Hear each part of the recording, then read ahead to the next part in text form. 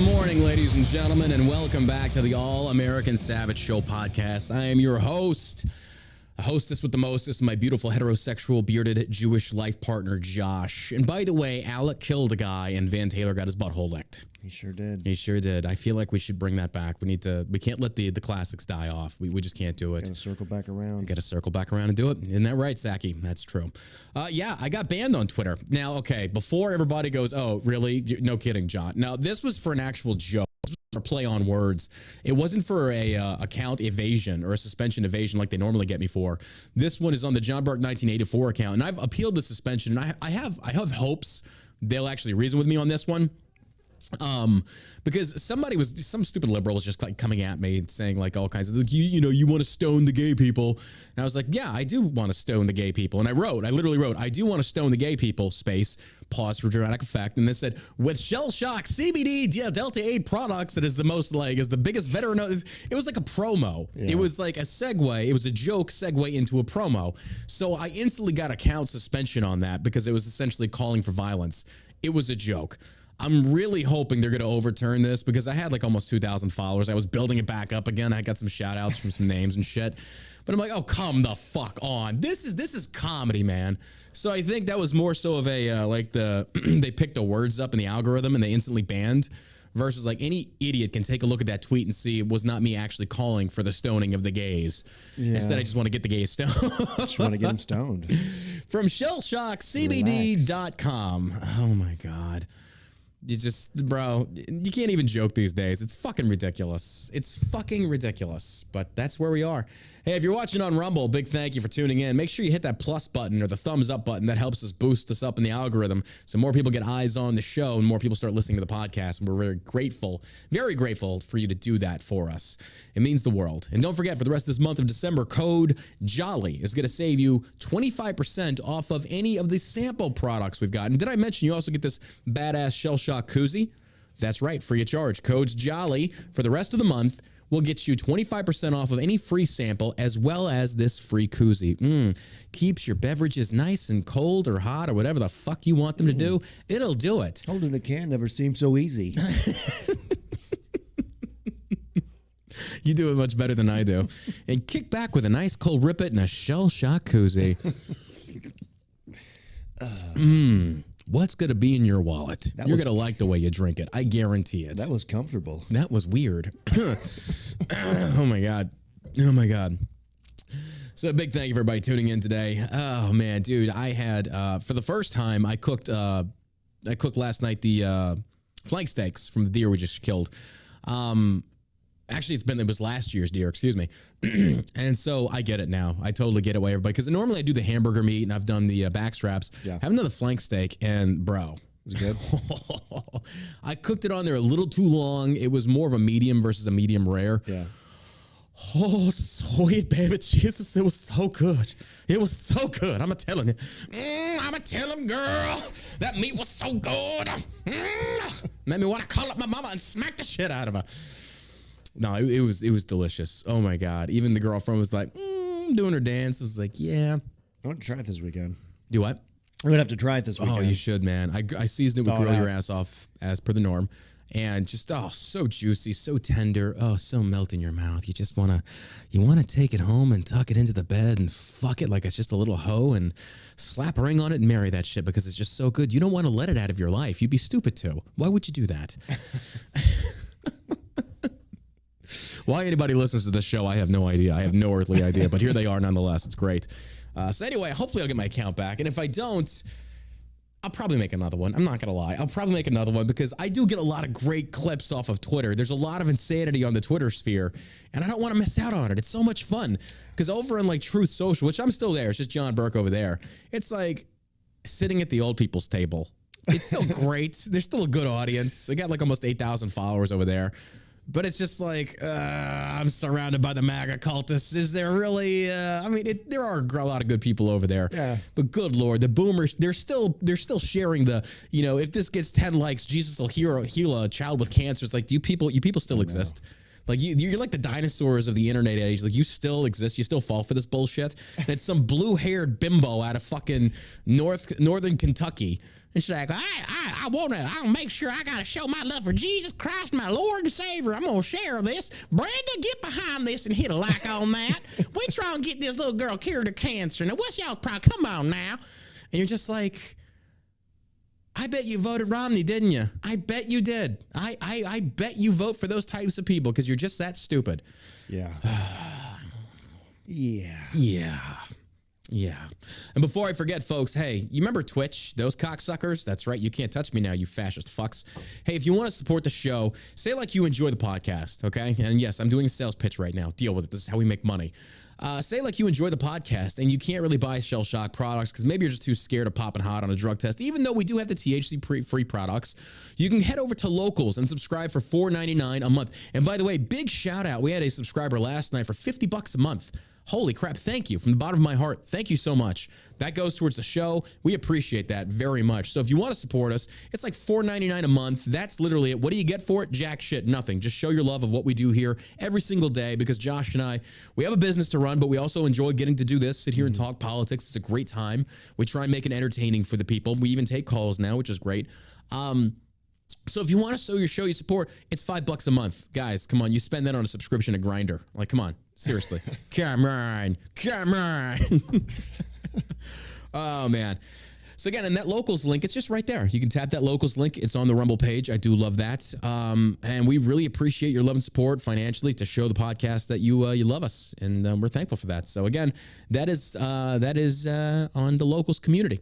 So yeah, it's great stuff. It is great stuff. I'm grateful. It's gonna take some work. I'm not gonna lie. Dealing with Rumble and Locals, it's gonna take a lot of work. But if we want to combat the leftist censorship on these stupid fucking platforms, it takes people to band together and actually show support of these platforms, which I'm more than willing to do. Rumble and Locals have worked with me very closely. I'm very grateful for all the contacts we've made through them and their ability to just try and help us grow this channel, grow the podcast. Man, thank you to them. We never got that from these other social media platforms. You know, even when you were at like 320,000 subscribers on YouTube, they never reached. You never got the nope. What's the bullshit things that they send out? I never got the square play button. Never got that. No, not a thing. I'm the unsung hero. I'm the underdog. They don't want to fuck with the likes of me. They just tolerate me. So that's where we're at right now. Yep. Such a sad thing. Yep. Yep. I'm not gonna lie. I did want that little play button. That's kind of badass, but I never got it. Motherfucker. Fuck them. I kind of knew I was never going to get it when I had a video go viral about why transgender should not be in the military. It's like, oh my God, yeah, kiss that goodbye. So there's more neutral leaning people on that platform that do get that shit. So it's like, yeah, any reward that comes from growing on one of those leftist platforms, don't count on getting. You're not. You're not in the cool kids club, folks. You're just not. So that's why we do our own thing. We're not in the GOP cool kids club. We're not in the fucking fascist cool kids club. We just kind of do our own thing. Yeah. Yeah. By the way, have you tried the Luna app? Or not Luna, it's the Lensa app. Is that what you were posting with the AI stuff? Yes, it's Lensa. Yeah, it's $5 and they generate over 100 avatar images of you of 10 photos you submit. Okay, push pause on that. I don't know if this is a data collection that I have no idea. You have to pay for the service, but it generates through AI basically lookalikes of you in different positions, different types of categories, sci-fi, all kinds of crazy shit. It's really cool. I thought about sending in a picture of my dick. Thought about it. I would love to see my dick as an astronaut. Space penis. Adventures to boldly go where not a lot of men have gone before, and quite honestly, they don't want to. John Burke's asshole. I should have where no men have gone before. I should where no men have gone. It's not already where, out there, buddy. That's what I should have said instead. And John's butthole is wide open.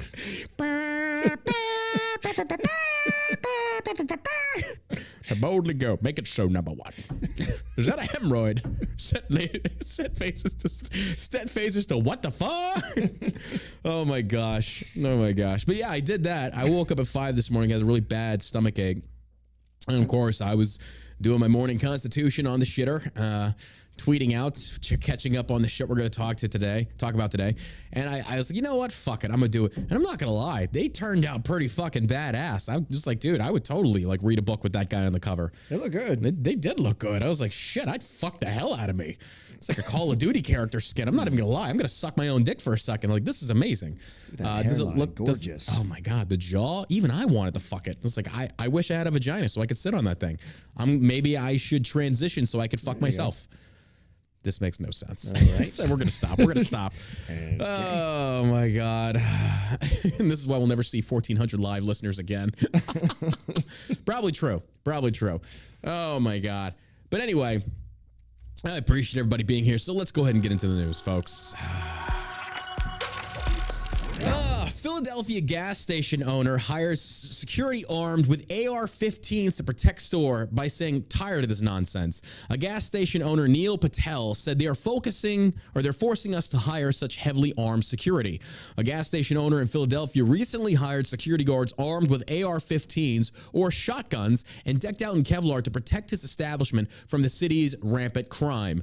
Neil Patel, who runs a Carco gas station at Broad and Clearfield Streets in North Philadelphia, said he recruited Pennsylvania SITE state agents to protect his employees and customers after his store had been repeatedly ransacked, according to local Fox News affiliate Fox 29.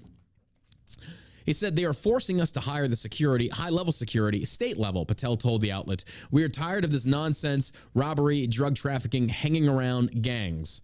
Folks, oh my God. This is a gas station. This is a gas station that is having to hire local security or private security. You're just at a what? Why don't they just arm themselves? Why not just arm yourself? I guess maybe you want to, that way you just leave. You can't do it all, right? Can't run the gas station and go out there. You can. Imagine getting to sell somebody some Twinkies and dropping some bodies. Hey. I saw that, man. I'm 100% for it. Oh, yeah. I would feel safer. Yeah, 100%. If you're out there pumping gas in a high crime area. You got armed security standing by? Yeah. No, 100%. Yeah, I agree. I'm going there to get my gas. You know what I mean? It's almost as if bad guys with guns are stopped by good guys with weird concept. But it just makes me wonder, what are the conditions that a local business owner has to resort to this, and I hate to say it, but almost extreme action he has to take to protect his business. It's because did they defund the police up in Philadelphia? It makes me wonder where the taxpayer money's going. Yeah. Because if I'm paying taxes and I'm supposed to be kept safe and yada, yada, yada, all these benefits I get for paying taxes, they're clearly not getting any of them. But folks, I'm sorry, I don't know what to tell you. You keep electing the same people. And granted, I know Republicans have no say in that. You're so outnumbered, but that's one of those things. Get out. Yeah. And I know that many people are broke, they can't afford it, but man, figure out a way. Get out of these shitholes and let it burn. Let them kill each other in record numbers. Let the crime run rampant. Let them have it. And and then you're going to start seeing Democrats, their cities are going to burn. They're going to fail.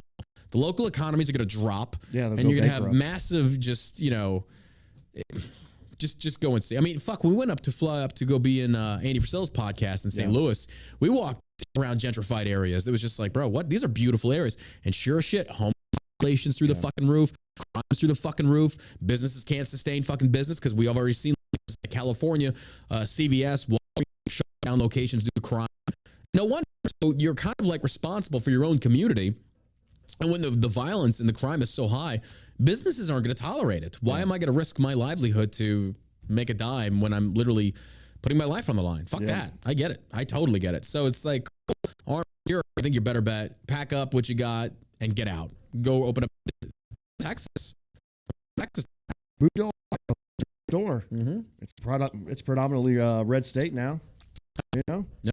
People are there. It's just horrible to see that. Patel explained he was finally moved to hire the arms after young people recently vandalized his business and stole his ATM. He said his car has also been vandalized by criminals in the area. We wear Kevlar. We are trained. My guards go to training every other week. They're proficient with their guns and their taser. They know the law, Chief Andrew Boyer said.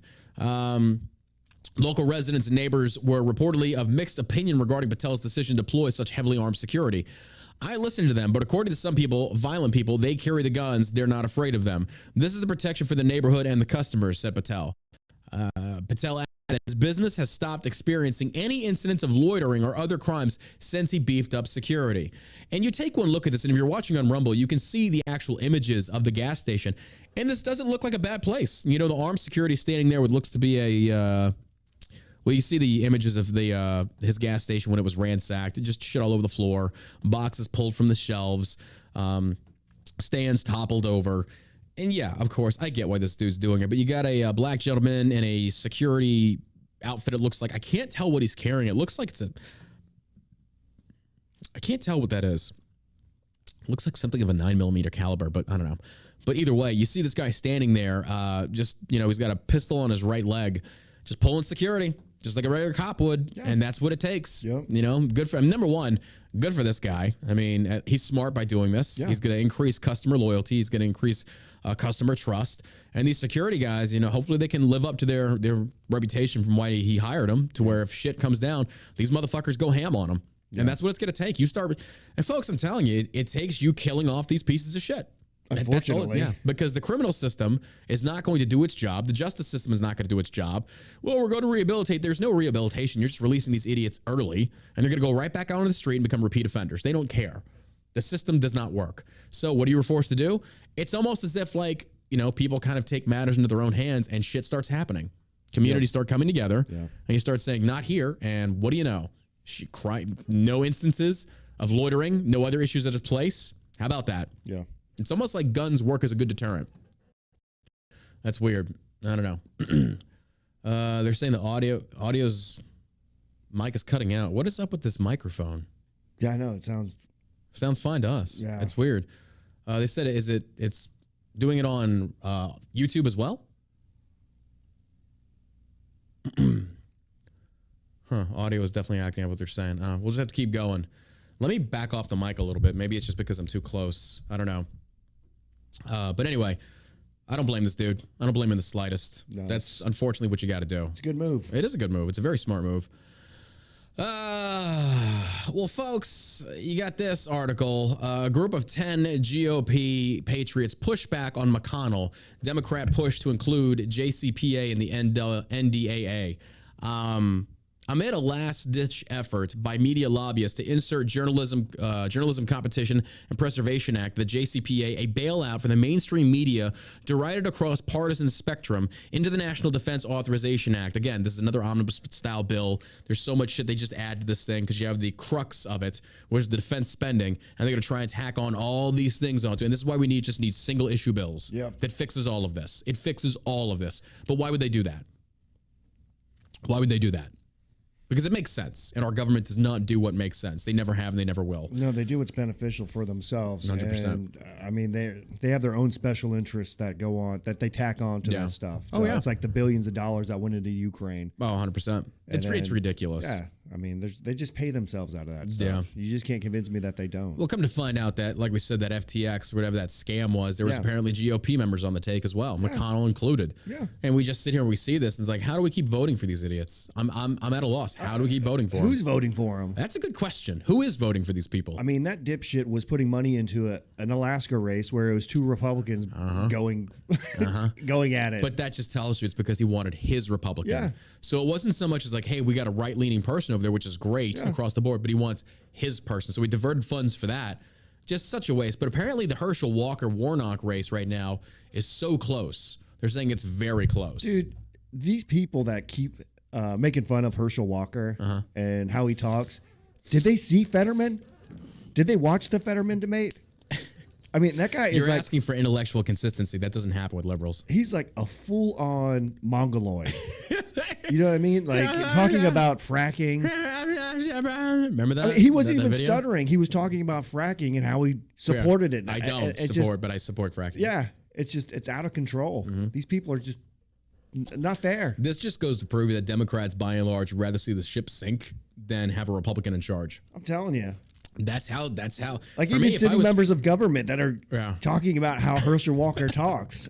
I'm like, I will say this, Omar, though. who married her brother, and has said a lot of anti-Semitic stuff herself. It's all about the Benjamins. Like she's piping in. I'm like, what's going on, bro? Well, to be fair though, I've listened to Herschel Walker talk, and I am not impressed.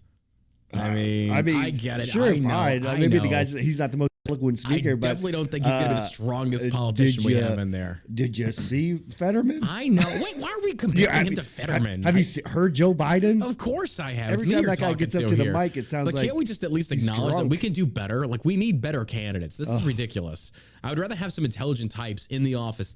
That I think Herschel Walker is just going to be a puppet. I think he's going to be a puppet. I don't think he's smart enough. I really don't. You know, between the two, I would pick Walker, obviously. Well, yeah, of course. I mean, of course. Is that up top? They're still doing this roofing thing. I'll tell you, these guys are horrible. The slowest roofing people. Like, holy shit. Like, I'm so ready for them to get out of here. These slumlords that we rent, these people, oh my God, I'm so ready to get out of here. Fucking hate this building. Just the dumbest shit. If you ever hear from Maverick and DFW area, don't rent for them. Don't rent from them. They're horrible. Anyway, Hershey Walker is what we're going to call him. Hershey Walker. GOP Senator leader Mitch McConnell is the primary antagonist, using two routes to help Democrats ram through the bailout for their cronies in the media, something even their own supporters on the left oppose. Folks, there's no hiding where McConnell stands. McConnell stands for McConnell. Yeah, he's a rhino. It's ridiculous. One route is to attach the bill to the NDAA, a vital defense spending bill seen as a must-pass, which is rapidly evolving into a Christmas tree with all sorts of Democrat hobby horses, wholly unrelated to defense, attached to it. Now, this isn't new news. This is how it always happens, especially with these defense bills. But they have a problem. The number of senators since the push began, with sources on the Hill telling Breitbart News that the number of opposing senators is now to 10. Senator Tom Cotton has reportedly been particularly active in mobilizing opposition to the bill, having long warned of the JCPA's potential to deepen the corrupt ties between big tech and the media industry. When it comes to bailout of media, there's none, zero. Yeah. That's how much I give a fuck. You have the freedom of the press, but what you don't have is the freedom for these government bailouts and shit similar to it. This is ridiculous. Yeah. I can't even believe this, because all this is basically doing, it's trying to throw money at the propaganda mouthpieces. That's all it is at this point. If Fox goes tits up, I don't care. If CNN goes tits up, which already is, I don't care. Let independent journalists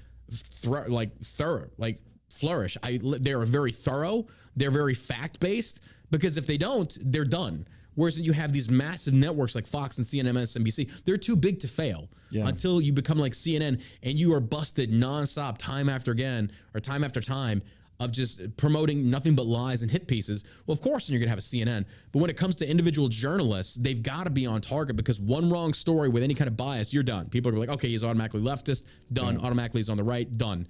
So I do like this. So when we talk about like these bailouts and things, or helping out the media, fuck the media. Yeah. Fuck the established media. You pay those guys 7-8-figure salaries. They're going to say whatever you want them to say. They're going to puppeteer, 100%. Yeah, that's 100%. It's crazy. It's crazy. Senator Marsha Blackburn, who was the first GOP senator to oppose the bill when it first introduced. I do like her. In spring of 2021, recognizing the danger of more censorship. It is also one of the senators reportedly standing in the way of the Democrats and their establishment GOP enablers, forcing the bill through without a debate. Senator Mike Lee, who eloquently broke down the problems with the JCPA in the most recent Senate hearing for the bill, is another staunch JCPA opponent, preventing the bill from being hotwired. Last-minute push to enact the JCPA is also attracting the attention of senators who have not previously involved in the debate. Sources on the Hill say Senator John Cornyn also refused to cave in to the media lobby and its allies in the Republican and Democratic leadership, and has, like Cotton and Blackburn, put a hold on the legislation. You know, when you have these bills like this, you really see where a lot of these senators or congressmen and women stand. You really, because there are times like, yeah, you do have to reach across the aisle and we do have to compromise. We do have to negotiate. But there are times like this, no, you don't. But because we come to heel when the left dog whistles, for example, like the defense spending bills and such like that. If we say, no, we're not going to do this, we're not going to push for it because of this other stuff, say, for example, they want to attach the media bailouts, whatever the case may be, and say, if you don't vote for this media bailout, or you say, I'm not voting for it because of that, they instantly shift focus that you voted against military raises, paying the military bills. Like, that's not what's on the table. Yeah. Even though it is, it's that my issue is that I don't want to vote for this media bailout. Yeah. So it's like, remove that and then we'll move forward. But the left is very good at saying, oh, well, it's like, if I don't like apples, well, then why do you hate oranges? Like, what the fuck does that even mean? That makes no sense. That's what the left does. They're known for this. So what does the right do in turn? Well, we come to heel. We defend ourselves. Stop defending yourself. Stop giving a fuck what the left says. The MSM guys, give up on it. There is no attempt at rationalizing or justifying to the opposing political side, especially the establishment media, as far as what you're doing and the reasons for it. You can justify it to your own audience, but stop giving a shit about the left. These people don't deserve your attention in regards to trying to rationalize or justify your actions. Fuck them. So if you say, hey, I'm voting against it because it's not, I mean, I love the military, but Democrats put this in there until they pull this out, I'm not budging.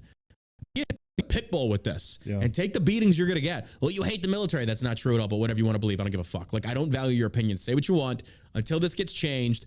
Because here's the thing. Once they do pull shit from these polls, like this unnecessary pork, everybody forgets about it. Until it comes time to like dig up some dirt on you. It's like, oh, well, I remember so-and-so voted against this bill. And nobody does enough digging to say, well, wait a minute, what else was in the bill? It's the main nucleus of the bill, the national defense spending budget. It's like, well, they don't want to fund the military. It's like that even when Democrats or Republicans say that about Democrats, like, no, that's not it. What else was in the bill? Nobody's going to sit there and be against funding the military. That's just a stupid stance to take. Why would that even be on the table? That's how they work. That's how this game is played. These journalists, they've been doing a real great job. Remember that Russia story? Oh, yeah. Steele dossier. Yeah. The PP tape. These guys deserve a raise.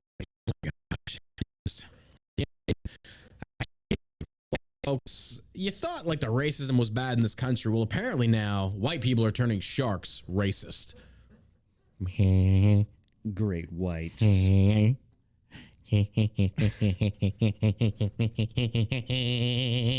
love Kanye. No, this is real. The Washington Post. I'm not making this up, folks. I am not making this up.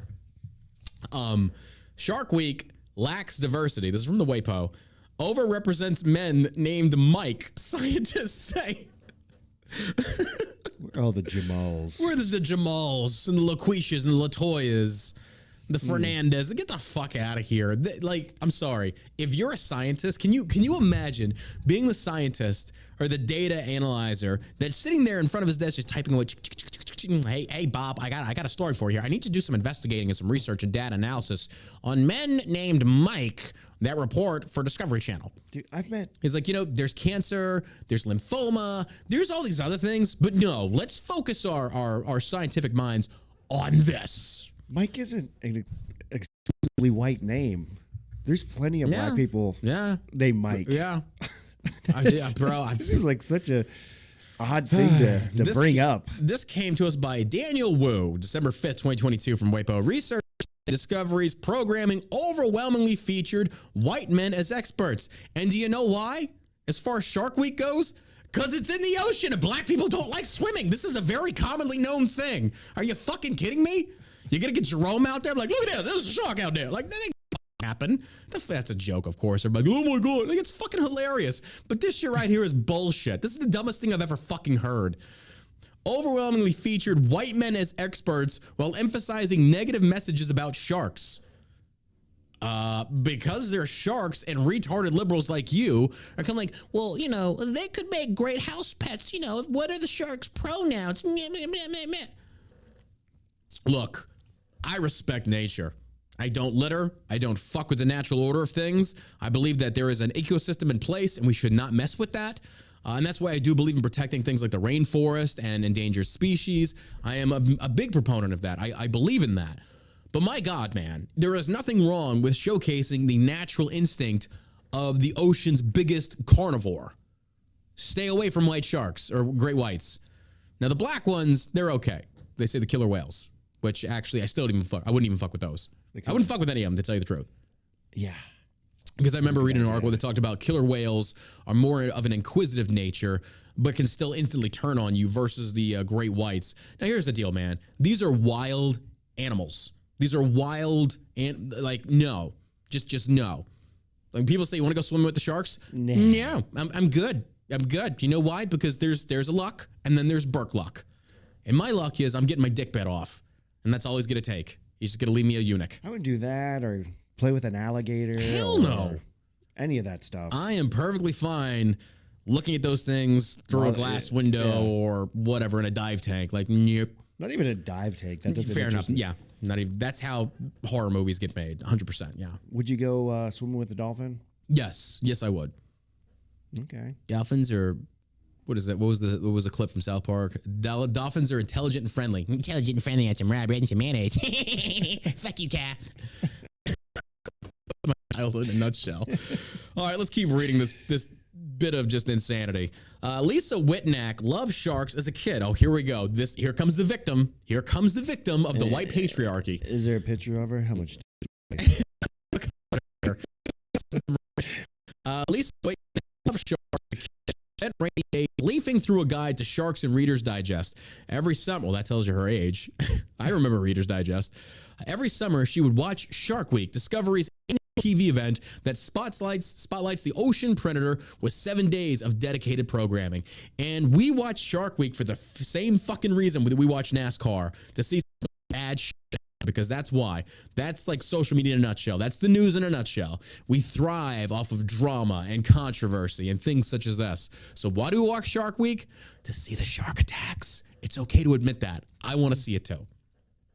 I do. I mean... Hey, my name's Mike, and I'm going to go diving out here with this 10-foot great white with this big old lamb chopped around my neck. What could possibly go wrong? And just like, yeah, I expected that. But it's still nice to watch. Kind of funny. Did you ever see that movie Open Water? It's about the couple who go out scuba diving and left out in the water. Sounds familiar. Oh I don't think I've seen it. Why is it good? Disturbing. Just because it shows us how they're swimming with all the sea creatures and all that stuff, and then they come back and discover that their boat has gone. That took them out there, and they're left. Just waiting to see if anybody comes back, and all of a sudden these sharks start to come around and start to surround. Oh my God, dude! Well, that was the disturbing part. Yeah, but it just goes on for like an hour. Did the husband just like sacrifice the wife though? No, he's the one who he didn't. Neither of them made it, but it was just like, man, what a movie for me. I was gonna watch that. Pitch black. It's nighttime, and then there's a storm, and then you see these sharks jumping over them. And what? Like, jumping over them? I tell you, it was. That's just catch tricks. Jumping over you in a thunderstorm. Okay, that's like some Jaws on steroids. Like you see these giant fins like coming up next to them and biting them, and it's just it's a bad scene. Like, how many times did they get bit? Enough to kill him. What? Enough to kill him. I mean, over a period of time. Like, I'm pretty sure. Like, it starts off like the husband gets bit. Yeah. Like on his leg. He's like, oh, great. And so he goes down, looks at his calf, and sees he's got a bite mark on there. And then they're like, okay, great. And they're just trying to survive, and all these sharks start to surround him and get more and more aggressive. Sharks pick up on that scent of blood from miles away. It's like once that happens, you're done. Yeah. That's why I'm like, how many times did they get bitten? What long? Like, how long of a period of time? Did they like Hollywood drag it out? Like, oh, I've had this shark bite on my leg for the last 24 hours while swimming in shark-infested waters. Like, no, dude. Once you're bit, you're done. They're gonna tear you up. It was disturbing. That is, by the way, a white heterosexual man named John giving in his opinion on Shark Week. There's a new demographic to go after. There it is. But when Discovery's annual TV event that spotlights the ocean predator with 7 days of dedicated programming. But when the scientists appeared on her TV screen, she rarely saw any women she could look up to. I wonder if it's because it's more of a male-dominated industry, not necessarily meaning that it's favoring men, but because there's less women actually in the industry. Be the first. Be the first. Hey, if you don't like it, Lisa, why don't you go out there and, get on a boat, jump in the water. I'm on a boat, bitch. I'm going fast, bitch. Why not? God. These people are so incessant on complaining about the lack of diversity and representation. Go fucking change it. Give me somebody to look up to. Give me somebody to look up to. Okay. Why would I know I could do that? Wait, what? She says, why would I know I could do that? White Snack said, I don't come from a family of scientists. I didn't see very many people that looked like me on television. Well, I would also question your perspective. Is it because that you need to have representation because you put so much value into your skin color? Is that really it? Because that just tells me you're a fucking retard. That tells me you're an idiot. White Knack, now a biology professor at Allegheny College. Well, hey, good for her. Good for her. Is she on TV now? Is she trying to get on TV? When the pandemic lockdowns came in 2020, she saw an opportunity to study the source of her old misconceptions. Was Shark Week feeding the audiences the wrong messages about sharks, and who studies them? Oh, God, here we go. It's got to be a misogynistic white supremacy spin on this. Like, oh, my God. You got to love these people. Like, the levels of stupidity that we delve to because of our insane levels of freedom is just scary at this point. It's like, okay, you know what? We got to take some freedom away. You got way too much time on your hands. You're doing the dumbest shit possible. Whitenack led a team of researchers to examine hundreds of Shark Week episodes that it. So you didn't. Internal misogyny. You led a team of researchers to watch films? Are you fucking kidding me? This is what you did? Okay. She watched a bunch of. What do you bet they were all eating Cheetos while they did this? We're doing this for research. Funyuns.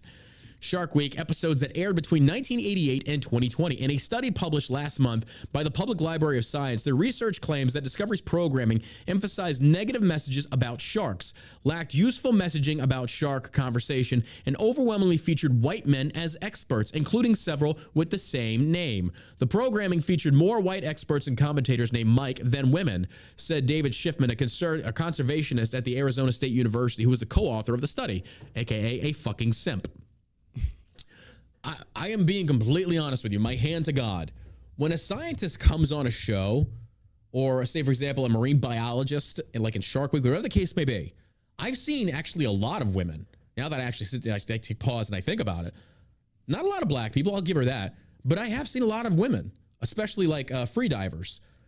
So to say that there's not accurate representation, well, I disagree with that entirely. But secondly, not once have I ever looked at one of these scientists and thought, oh, that's a man. Oh, that's a woman. Oh, they're black. Oh, they're Hispanic. Like, or even read their name. I don't care. Yeah. Because I don't look for that. What does that have to do with anything? What does that matter? Instead, and hear me out, and I understand that the fat, ugly feminists that are unfuckable, that are probably the same one like this cunt right here. I got to stop saying that. I can't help it. She's an idiot. I'm sorry. It's my better nature. I'm such a savage. A purveyor of fine savagery, might I say, as I swirl my 20-year-aged port. Cunt. Cunt, I say. We'll see it, kunte. I say kunte. But no, instead what I focus on is the actual content of the message they're delivering. The information they're providing. Did you say content? I said content. Oh. Content. Well done, sir. I am very content with my statement regarding cunts and their content. When there are hundreds of people of color interested who work in this field, when my field is more than half women, maybe it's not an accident anymore and they're only featuring white men, Schiffman said. Possibly go, where's your proof of this though? Are you claiming discrimination? Are you claiming misogyny? I think there's a lot more that goes into this than your stupid stuff. Like hurling. Yeah. Like passive aggressive racist comments out. That's where it starts. These people. That's where it starts. It's like, huh? What? She's indirectly calling these people who are putting on these productions racist. Well, did you see that? I forgot to cover that one article where the women's soccer league was going to get half the winnings of the men's if they won the World Cup. Yeah. Now you didn't get paid shit, bitches. They lost. Team USA lost in the World Cup. So the women ain't getting paid shit. I think Bill Burr nailed it when he talked about, feminism have failed these women in sports. Oh, I agree. Not men. I agree. They didn't show up to the events because why? It's not interesting. Nobody wants to watch it. It's just not fun. I will stand on this hill that women's volleyball, because they're fucking good. I'm not even gonna lie. Even the skimpy outfits, I'll give you that, but it's actually really good. I do like volleyball. And then also women's MMA. Those are probably the most two interesting sports they have. That's just my opinion there. I agree. But if we look at the seats that get filled, it's women's MMA, hands down. Yeah. Because they're taking on a masculine sport. They're going into Why is it, again? I don't even know that it's a masculine sport, well, but just to watch these two competitors going at it at a very high level. Well, 100%. But we're saying like the act of fighting, that's like a big male-dominated arena. Yeah. Not saying that they're the best. That's not what I'm saying. I'm just saying that they pushed into a man's arena or a man's area, and they're dominating because men are interested. I think by far than anything else, men are more interested in violence than women. What about female bodybuilding? What about it? I mean, the viewership on that—that's pretty popular, right? Not really. Bodybuilding in general isn't really popular. Well, I mean, not to the extent of like UFC and stuff like that. Like men and women go, there's. You talking about like it's pretty equal, right? Equal representation. Oh yeah. Absolutely. You've got a lot of female bodybuilders out there, and a lot of 100%. Yeah, there's definitely equal representation, but it's not on the level of popularity. It doesn't even rate. Like there's the Olympia, which is great. I've been a few times, but as far as putting butts in seats, it doesn't rate compared to UFC, things like that. Not even. Like, because here's the deal. Like when I think the Olympia just happened, if I'm correct, I think it did in Florida. Could be wrong on that. But how many pay-per-views are you seeing of that? None. Nobody cares. UFC, 100%. But there's a big fitness community that will know who these people are who are competing. Oh yeah, 100%. It's a very small community too. Yeah. Or tight community, I should say. But Shark Week, a 34-year tradition and consistent ratings draw for Discovery. And here's the other thing. The ratings don't lie. If people enjoy it, by you trying to mess with the dynamic to try and get more representation of whatever you feel needs to be on there, you're going to fuck with it. You're really going to fuck with it. And that's why these big networks are telling you to go fuck yourself. Because like we've already got the recipe for success. Go away. Yeah. Go away. Companies, watch, man, more and more, they're actually coming out. The whole go woke, go broke, it's true. It is true. So a lot of these big corporations like, no, it's about the money. So fuck this bullshit, this projecting of favoritism that you're wanting to show towards specific sexes and races.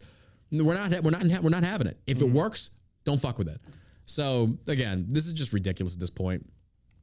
A 34-year-old tradition or 34-year tradition and consistent ratings draws for Discovery has faced criticism in the past. Scientists and TV critics blasted the event in 2020 for announcing a roster of TV specials that featured 6 white men out of 8 named experts. Whitenack's study found the trend persisted throughout almost all of television's events history. Over 90% of the 229 experts featured in 201 Shark Week episodes were white, the study found, and about 78% were men. I would be very interested in seeing the actual dynamics, the actual analytics of white to black ratio of representation in that field.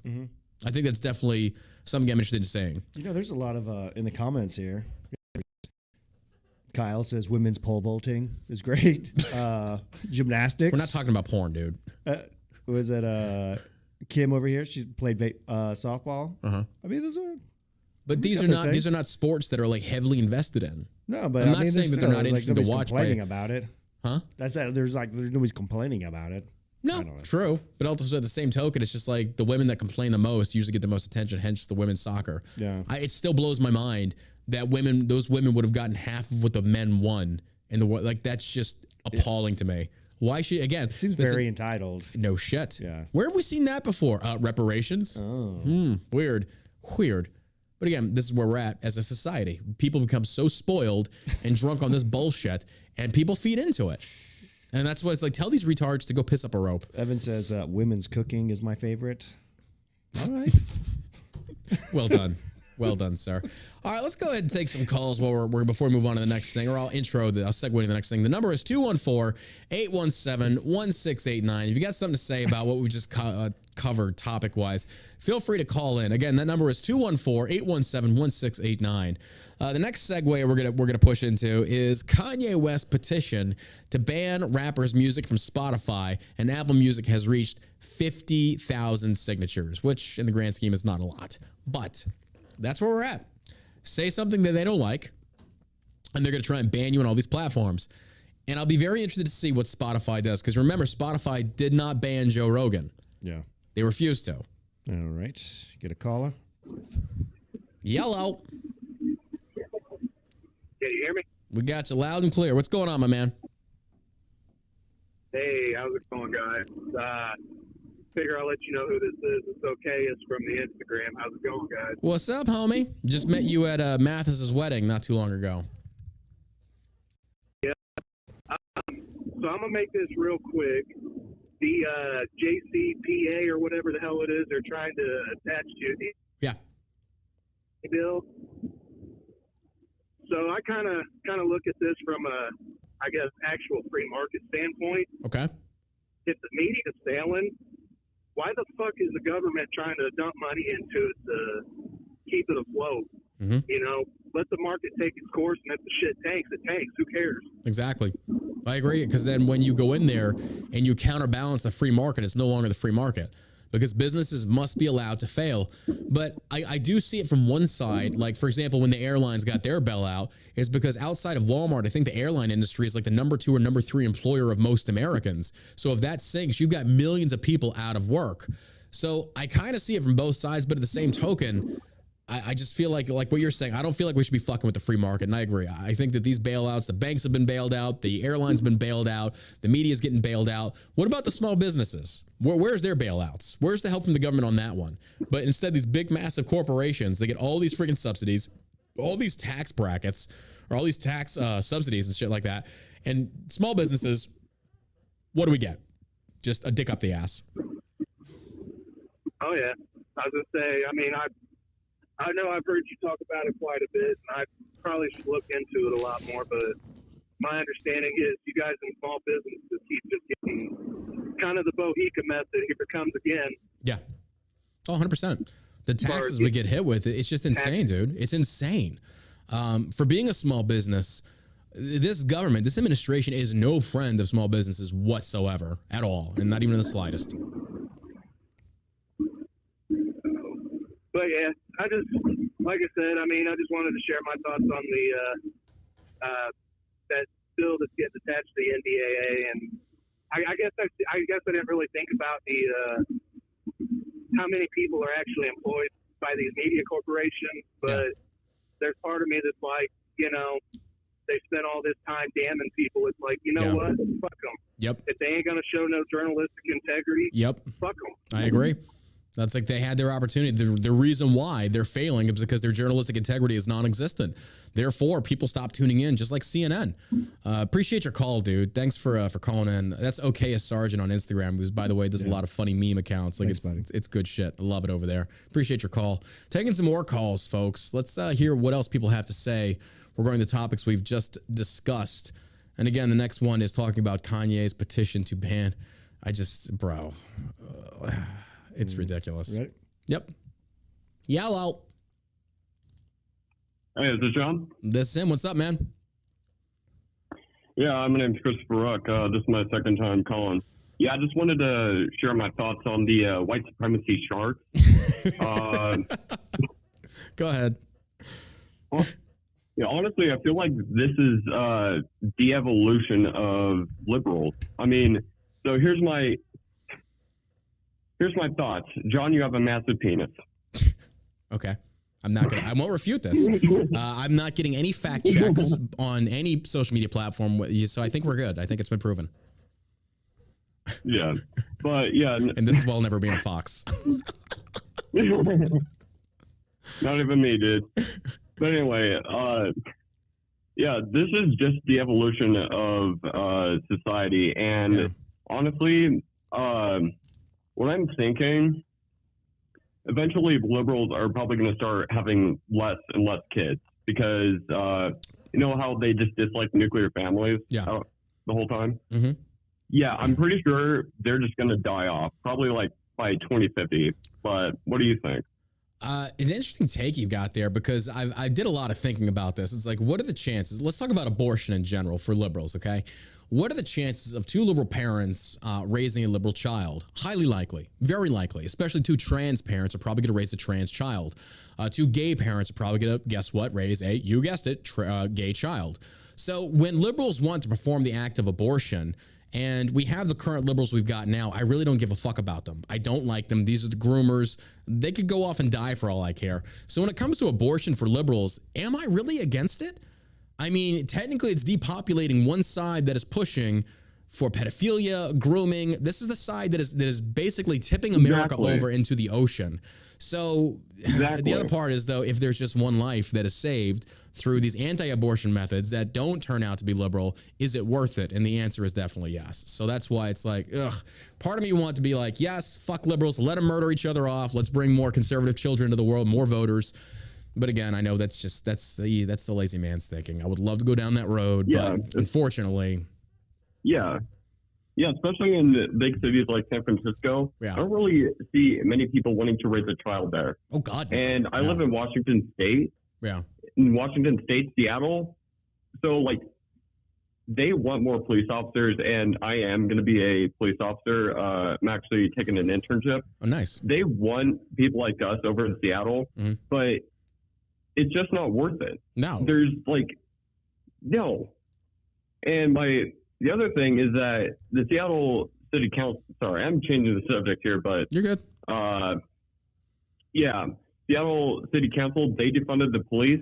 So you're going to have a lot less police officers.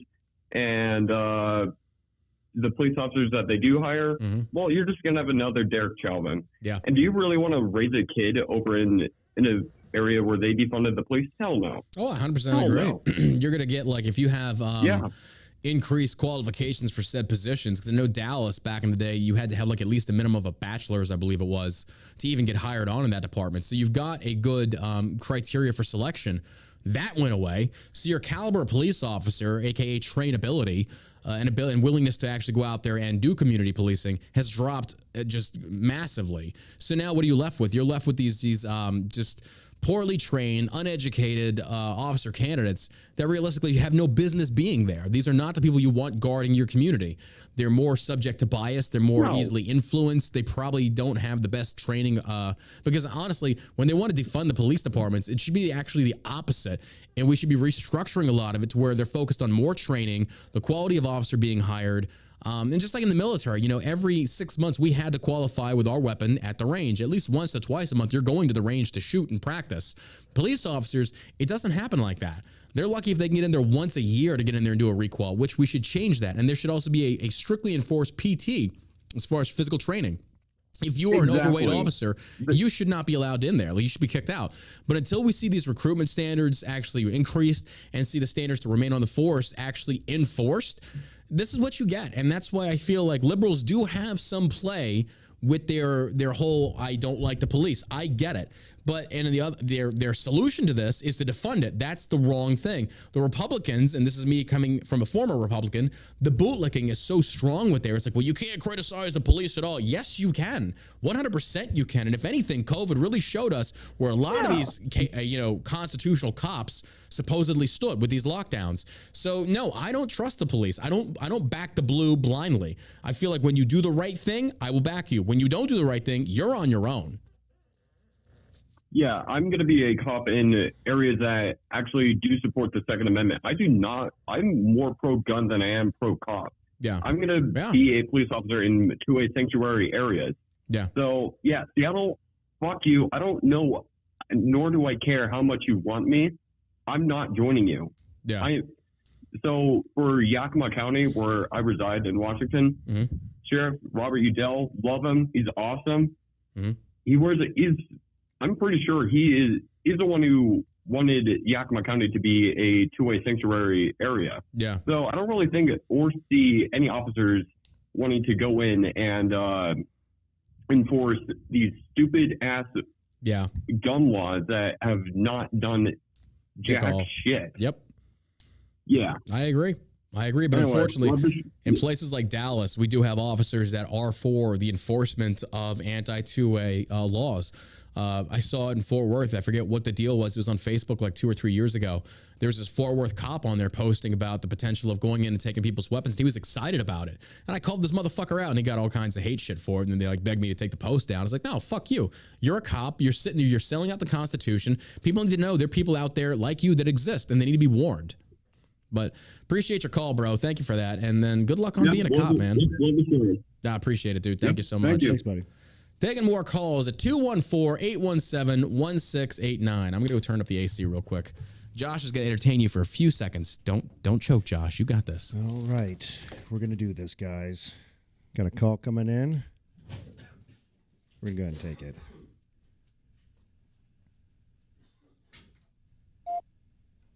Hello. Hello? Hey, what's up, buddy? Hey, how's it going, John? This is Josh. Okay? John just stepped away to go turn up the AC. What's your name? Okay. Stephen Cottle, down here from Oklahoma. All right, Stephen. Wanted to talk How's it going, guys? I wanted to talk a little bit about guard. Was it Pennsylvania? Yeah. Philadelphia. Yeah. Philadelphia. Philadelphia's Okay. in, Yeah. in So- Pennsylvania. Town, the city. Yeah, I know that. I'm saying the city. I'm being specific, Josh. Shut the hell up. What's going on, dude? So as a ex-security officer, I still have my Cleat 4 certification. Mhm. Some states require outsourced security to where you can't do your own security. Oh, okay. I wasn't aware of that. Hmm. Why wouldn't they allow Yeah. that? Like I had no idea. It's something to do with like the same people with alcohol and like convenience stores Yeah. can't like retain a cleat. It's some weird wordage. Hmm. Some drunk lawyer was like, "Hey, this sounds like a good idea. Let's make it happen." And because I know here in Oklahoma, when I used to do a lot of the concerts, Yeah. that's how it was. We weren't allowed past a certain point inside of the Venue?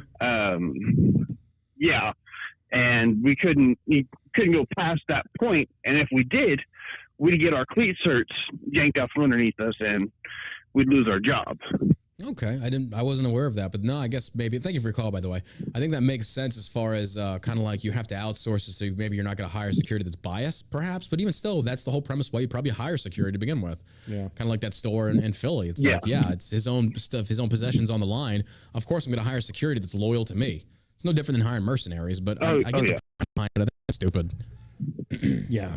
Oh, I agree. It's completely ridiculous that states have that law, but I've also been to some states where this makes sense because even pulling security and checking people, there were still people trying to come into the venues with weapons. Yeah. Like I was working in Tennessee one time, and 5 guys came in like right behind each other, all with sidearms on them. Uh-huh. So. Yeah.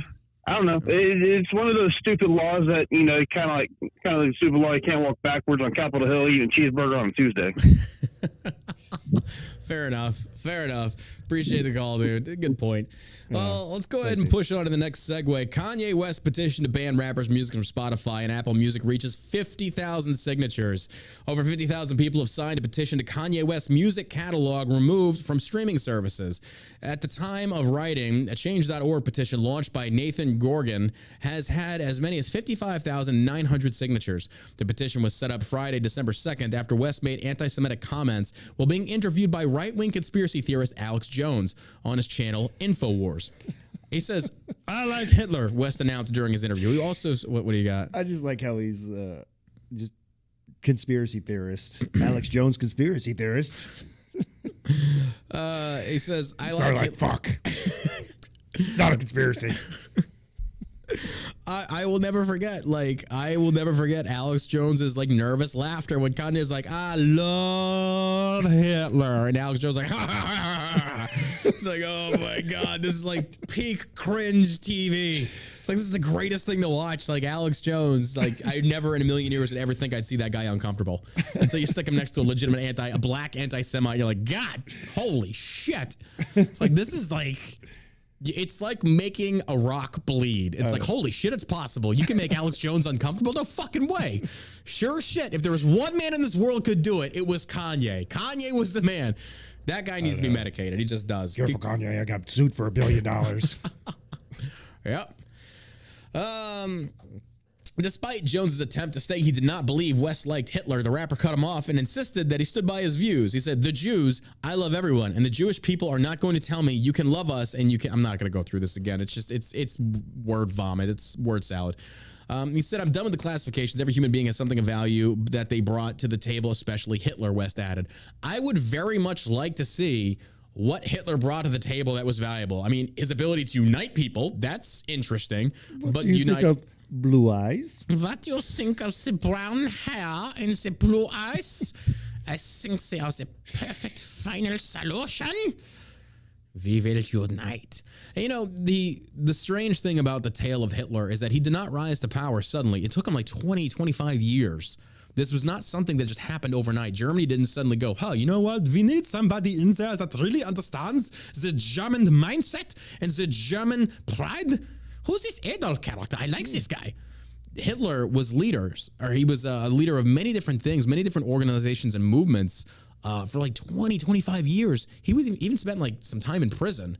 And then he got out, and this dude was such an amazing public Nazi. speaker. Amazing Nazi too, yeah.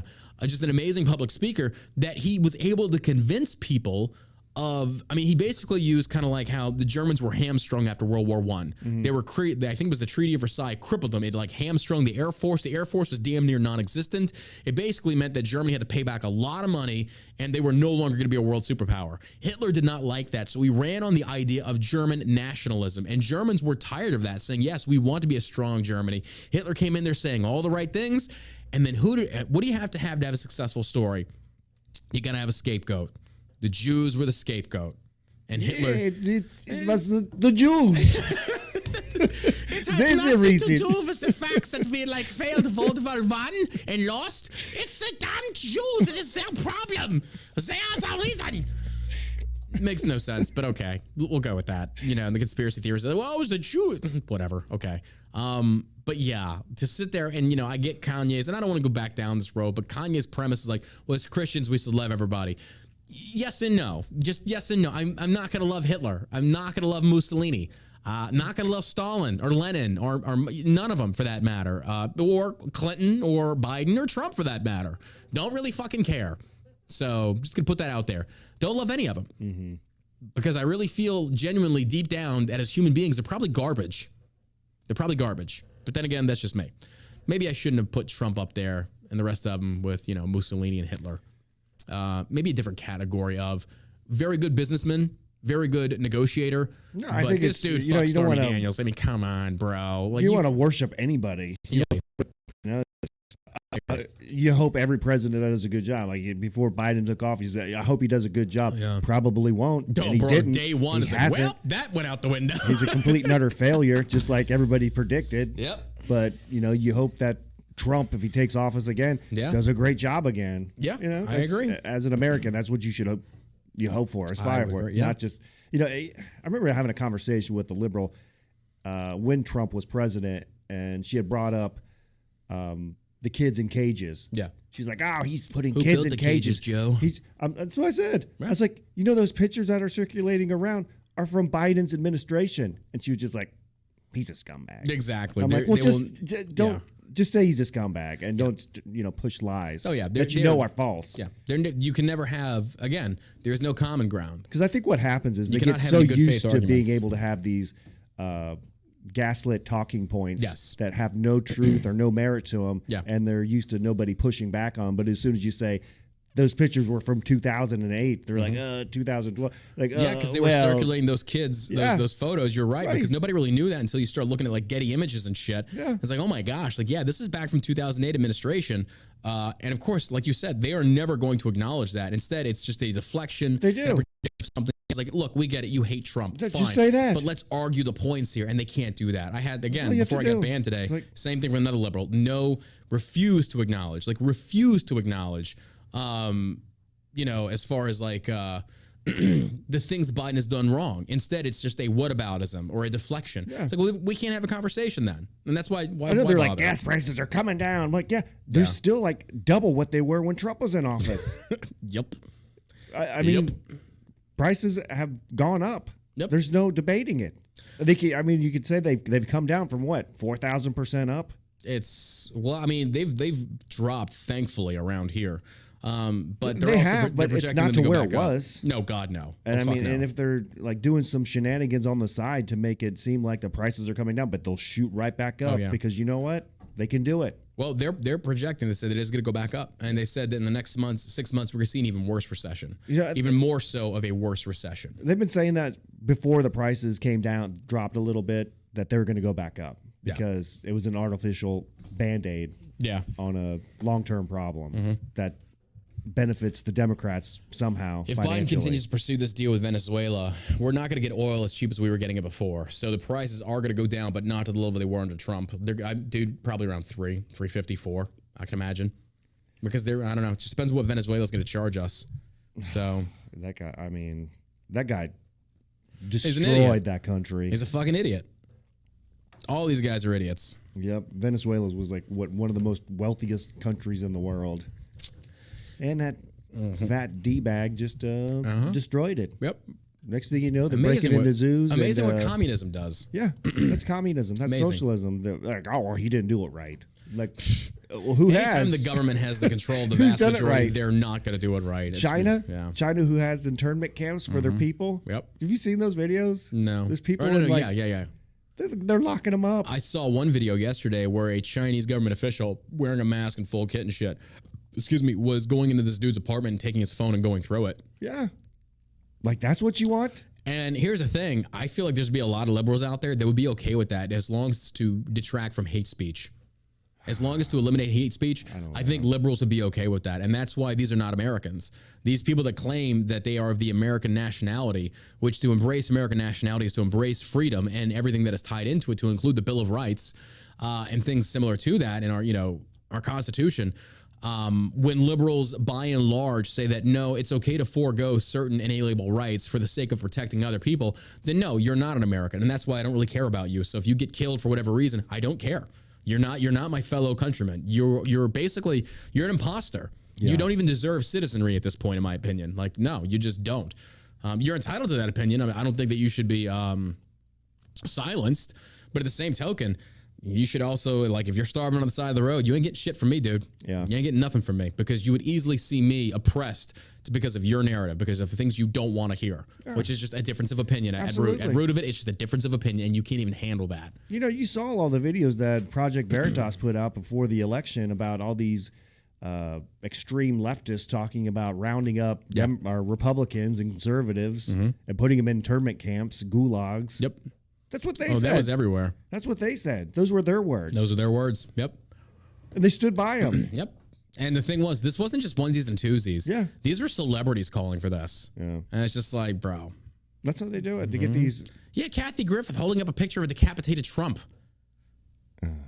Like, are we serious with this? Are we serious?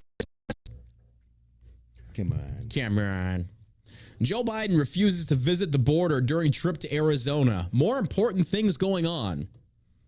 I'm pretty sure the parents of people that have been killed by fentanyl, of people that have been robbed by illegal immigrants, of people that have been murdered by illegal immigrants, would beg to differ with you. The president spoke briefly, and notice how he didn't deflect to Kamala.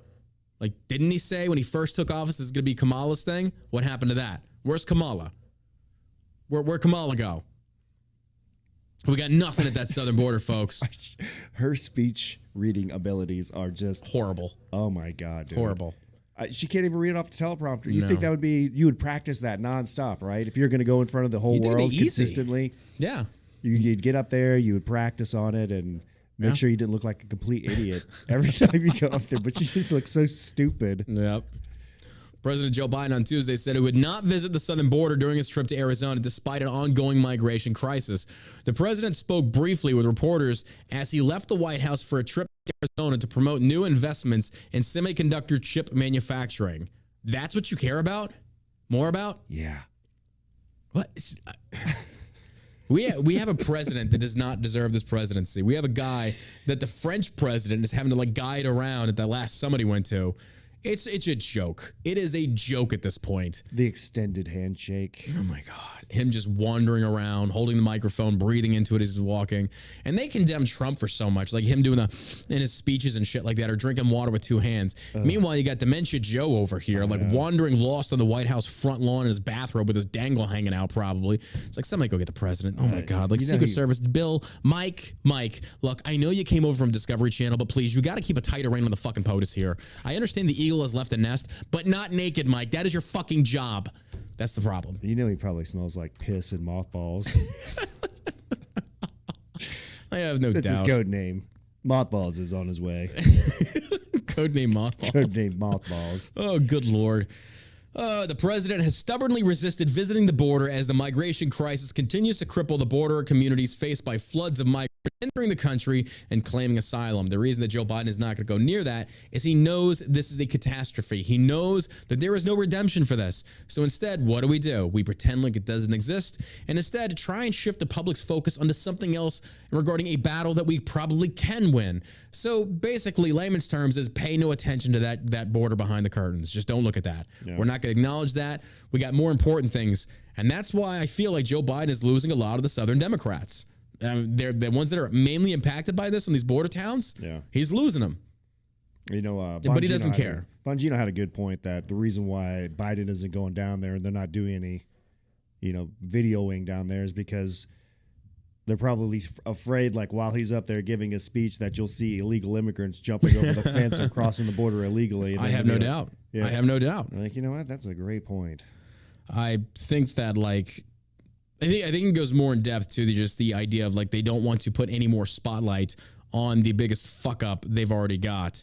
The fact that more people aren't talking about that, holy shit, that James O'Keefe Project Veritas video, the 9-month investigation that he did with the kids being trafficked into this country and sold into sex slavery or labor slavery, is astounding to me. I mean, you would think that would be the number one thing, especially when you have a 16-year-old girl talking about how she's being pimped out, and she has no idea how many men she's been with. Breaking news, not to cut you off, but this definitely confirms. Oh my God. Ye, a.k.a. Kanye West, hit with a $116,000 bill by Milo Yiannopoulos. Reports the huge bill being sent came after the far-right extremist confirmed his split with Ye on Sunday.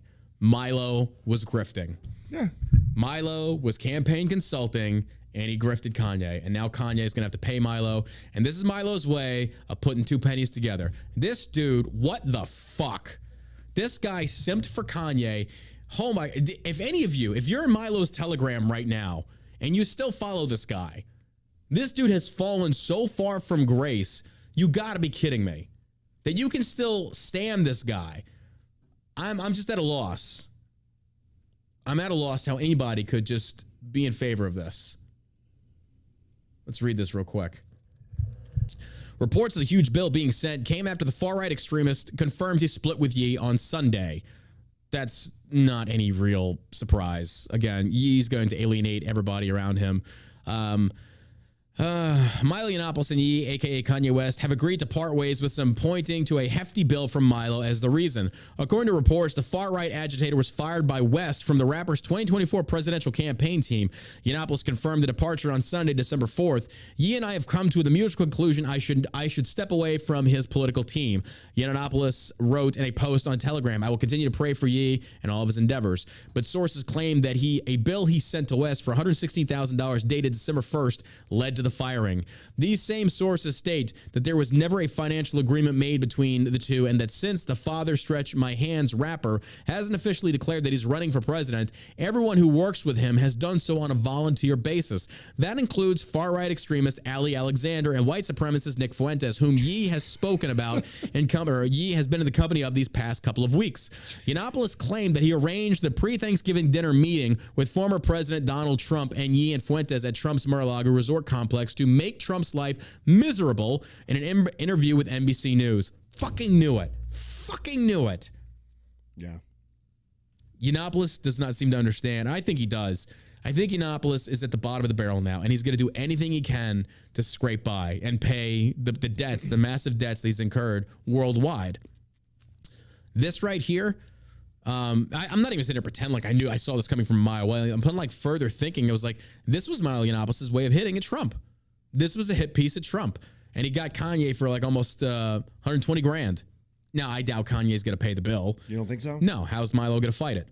He can't sue him. He can't take him to court. I mean, he can try if he can find a freaking lawyer that's willing to base his payout if he wins or not. But I don't know. That didn't seem like it'd be very much money for Kanye. Well, Kanye's also in damage control mode, so he's got to basically shore up any freaking loose assets, pull everything together, because don't forget, Kanye's probably going to be getting some lawsuits thrown at him. You think so? Oh, 100% I think so. For what? I don't know. I have this feeling, not necessarily for any kind of reasonable cause, but I think people are going to file lawsuits against him, and that's going to take money to defend yourself. I don't know. I just don't know. I'm trying to think. Hard to say. But he said, I also wanted to send this is from Milo, okay? He said, I also want to send a message to Trump that he has systematically, repeatedly neglected, ignored, abused the people who love him the most, the people who put him in the office, and that kind of behavior comes back to bite you in the end. He said, Fuentes denied that the dinner was a plot. Still, West did note that the dinner was tense after Trump reportedly disparaged his ex-wife, Kim Kardashian. In an interview, the Daily Beast, however, Milo did say he has concerns about a potential new hire by West, but would elaborate further. He also dismissed rumors that he had tried to get that individual fired. He said, I'm not in the least bit drawn in by perks and private jets. Yiannopoulos said, bullshit, Milo. That guy is the biggest fucking diva there is. Don't tell me, bullshit. Yeah. Maybe the others are. Some have speculated that the new hire has referred to is Fuentes, who didn't comment on the news. Well, there you have it, folks. The actions speak louder than words. Milo busted, puppeteering Kanye. I mean, how long did he spend with Kanye? You charged him $116,000 for December 1st. What? What did he get for it? Nothing. Apparently, Milo setting up a meeting with Trump that he claims. I don't know if that's true or not. And then Milo gave a meeting with Trump because Kanye's got Trump's probably number, I bet. So I don't know. These are all claims by Milo, by the way. These are all claims. I don't know if there's been this my is guess. fact-checked or my not. guess would be that Kanye said he was running for president in 2024. Mm-hmm. So he gets Milo and together, and they go to, and they know it's going to be a big media storm. Yeah. Because obviously everybody refers to these guys as this Ali Alexander, Nick Milo, and Molly white supremacists. They make up. They are very much coming across right now as the lovers scorned. Well, it worked because that's all these Democrats talked about was how Trump was having dinner with white supremacists and anti-Semitic people. His daughter's Jewish. His son-in-law's Jewish. Mm-hmm. the Milo and whole Fuentes, thing the is rest of them, ridiculous. they're not going to have a home after this. They're done. Like this is Milo's last grift. What's funny though is that these Democratic pundits took the bait, ran with the story, and talked about it for a couple weeks. They didn't take the bait. There was no bait. They knew what they were doing. This was no bait and switch. Democrats knew. Well, I mean, they picked it up and ran with it just because it was a bad story about Trump. Just like you have these stupid idiots like Rob Reiner talking. Yeah, this is it. Yeah, Trump's going to jail. We got him. We got him, guys. I really feel like the Ali Alexander, the Nick Fuentes, and especially the Milo Yiannopouloses are basically like the lovers scorned crew. But here's the deal. You gentlemen, you went after campaigning for Trump, which is fine, but you crossed some serious lines, and now they're openly theocrats. Mm-hmm. On Milo's Telegram channel, you can scrim through, and you can see what Milo stands for now. He is an open, devout Christian theocrat. He wants a Christian-based government. He doesn't stand for anything. No, he doesn't. He's a full-on grifter. Yeah. And going all the way back to his daddy Trump, I love Dad. He grifted off of patriots, people who wanted freedom, people who were 2A supporters, 1A support, constitutionalists. He took advantage of those people for his own personal gain. I don't think he really believes in anything. I don't think he does either. So I think this guy went so hard for freedom, and then he's just completely switched lanes. And, it's not surprising. Again, you fall from grace from that magnitude or that elevation, and it's like all you're left with doing is the bottom. Yeah. I mean, that's all. And that's where he's at now. He was a very talented guy. He was. Very well spoken. That's why it really killed me, because I remember I was doing an Instagram live years ago, and he popped in. Yeah. And he was like, I'm a big fan of yours. Like, holy shit, like Molly Yiannopoulos watching me, that's crazy. And then to see where he's gone from there, it's like, what the fuck? Yeah. This guy was the biggest... I want to say provocateur of the left that people loved him for. What he did is Bush League. Yeah. It's Bush League stuff. I agree. And it looks like someone who is trying just to get as much money as he can in a cash grab. Yeah, and that's what he did. I mean, I don't know if Kanye's going to pay this or not. And if he does get paid, he'll probably blow through it. Probably. In 15 minutes. Yeah, because remember when he made it big, he was posting all kinds of like bags and shit that he was buying, cash stacks. Yeah. He bought that domain, dangerous.com, talked about how much money it was. He had his elegant studio that he was doing his podcast. And money dried up. What are you left to do? Now he's grifting. But I think this is it. Like that's it. Nobody's going to hire. Nobody's going to work with this guy unless you have somebody as insane as Kanye, because now Milo is associated with the Ali Abrams, the Nick Fuenteses, the extreme alt-right. You're done. Milo literally threw in with this lot. Yeah. So you don't get to reverse course after this. Like, that's really it. Your career is done. But if there's anybody stupid out there like Kanye that's going to see what Milo used to represent, this is not that Milo anymore. This is the guy you've got. See them for what they are. Yeah. And this grift right here, man, well done. I'm not going to lie. Well done. But I told you, like, it felt to me like they were puppeteering Kanye. Now, I legitimately think Fuentes is in it for the right reasons as far as what he wants to see is his views projected onto Kanye, who then pushes it out. I think Milo is just there to collect a paycheck. Fuentes legitimately wants to use Kanye to espouse his ridiculous ideals. But it still blows my mind that you have the Abrams, the Fuenteses, and all these other dudes and Milos that you want to sit there and say Trump doesn't love us. Here's the deal. You went so far off into provocateur land, he couldn't do anything for you. Mm-hmm. You went so far. Now, I'm not saying if you hadn't, he still wouldn't. I don't know. But the fact is, he was never going to help Fuentes. Fuentes is a devout white nationalist. Of course he's not going to help you. That's career suicide.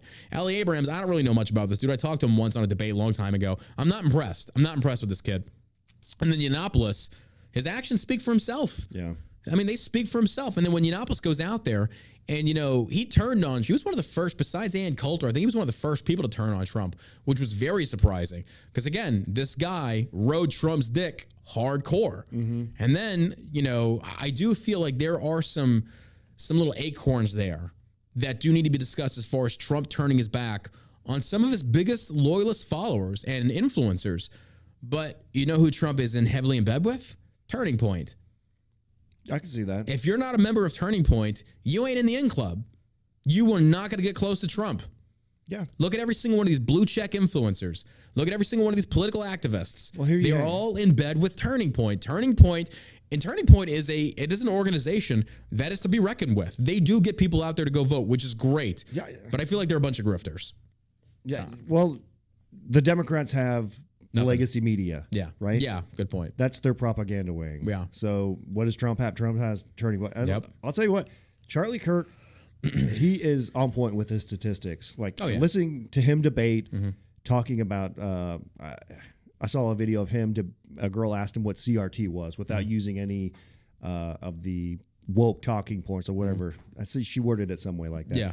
And he went through it from back in the 1800s all the way up until, his debating is on point. Well, that's also when your job consists of steadily debating people, then yes, you do have he's to good brush at up. it. Oh, yeah, 100%. He's very good at it. Yeah. And so, but that does I don't not think make everything you that they do is, up and up. I feel like they probably believe in what they're doing, but they also want to get paid for it too. Oh, 100%. 100%. It's a big money thing. That's what he's created. He's But created a megaphone. Yeah, I'm not inside these guys' heads, so I don't know what they're thinking. I just don't trust them. I'm sorry. They had the opportunity to stand for what was right, and they didn't. And I'll forever remember, neither did the NRA, neither did these other organizations. So it's like when it comes time to them, like, donating, and like, no, absolutely not. Like, I don't donate to any of these organizations. Yeah, I don't need to agree with everything that they do, but I do see some things that they do, like his debates when he goes out there and talks on these college campuses to some kids who are, would be influenced by, the facts that he's putting out there. So let me ask you this then: how much bad do they have to do before you'll say, like, no, I don't trust anything they say? I don't have to. Agree with everything that they say. No, I don't trust, not agree. Trust. I don't know that I trust anybody 100% that's in the media. Okay, fair enough.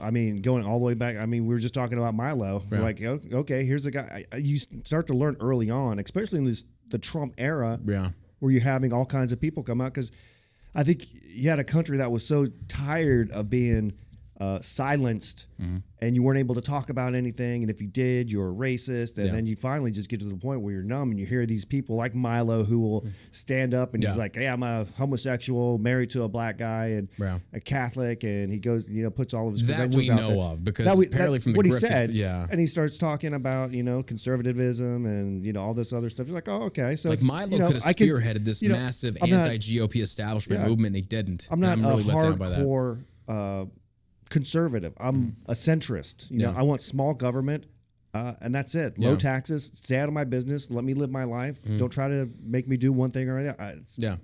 I don't want to live my life like that. So you had people like that will come up and start to grift.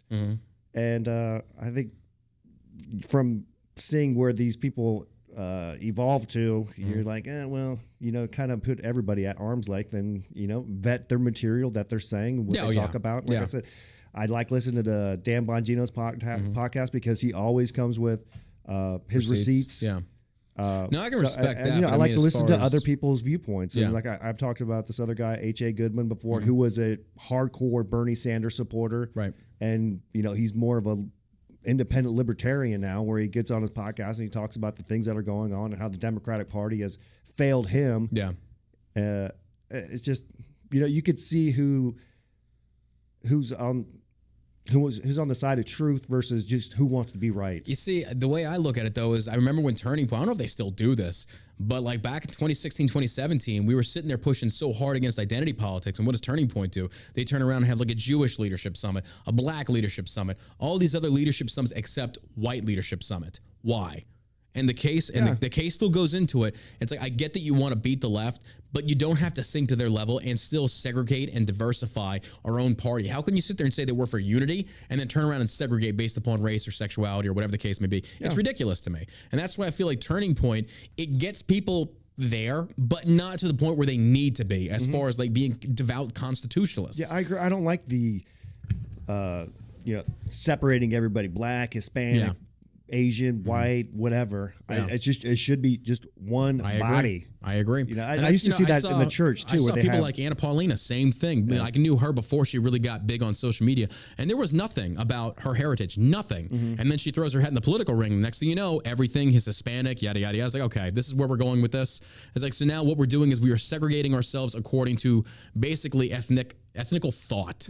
Ethnical perceptions or perspectives, rather. Yeah. And it's like, I'm sorry, I can't get behind that message. And I understand that you're trying to win the vote of the people that look like you, but I feel like this is the most shallow way of trying to go out there and basically fish for votes. I don't like it. Yeah. I think it's very superficial. And I think that as long as we embrace that idea or that belief, we're going to consistently be a nation that essentially panders to the minority or panders to the dumbest group of people out there that just so happen to make up the most of the voter base. And I feel like we need to evolve out of that to where instead, like Martin Luther King said, not the color of the skin, but the content of the character. Yeah. So when I see people out there like Rand Paul and shit, it's like, bro, I love those types. I 100% support that. Yeah. But again, I did like Myra Flores. I like the fact that she was like, look, I'm Mexican. I come from Mexico, migrated here legally. I'm married to a Border Patrol agent. And it's like, if I can do it, so can you. Yeah. It's like, I like that type of message versus somebody that was like, I'm not going to get into it, but the point still stands. Is like, you're right. Anything from Turning Point, I definitely take with a grain of salt. And especially their influencers. Because I feel like a lot of these influencers that I've seen, they're just meme accounts. And they're literally regurgitating the same shit across the board. Yeah. But none of them I shouldn't say none, but a lot of them do not seem to have any original thought of their own, except regurgitating and repeating with the likes of Ben Shapiro, Charlie Kirk, Candace Owens, things like that. They have no original thought for themselves. So I don't really respect them that much. The things that I have seen from like the likes of Shapiro, Michael Knowles, and the rest of them is like very interesting. I do like where they're coming from a lot of the times, and I do respect what they have to say. And then sometimes I disagree with them. Yeah. But I do feel like they are doing it for the right reasons. Yeah. Not trying to get paid just to get paid. I mean, of course you have to get paid. I mean, fuck, we're the same way. You want to be as successful as you possibly can be. Oh, we're all capitalists at heart. I'll give you that. It's entertainment and it's education mixed into one. But at the same token, it's just like, I feel like, again, with the Second Amendment, that is, to me, it's the most important amendment. So when I see the likes of Turning Point not saying anything about Trump when he goes after it, it's like, when it really came to count, when the time came, you weren't there. So now I'll never trust you. Yeah. And I feel like that should be a learning lesson that should be thrown in their face repetitively, saying, look, when the time came to stand up for what was right, you didn't.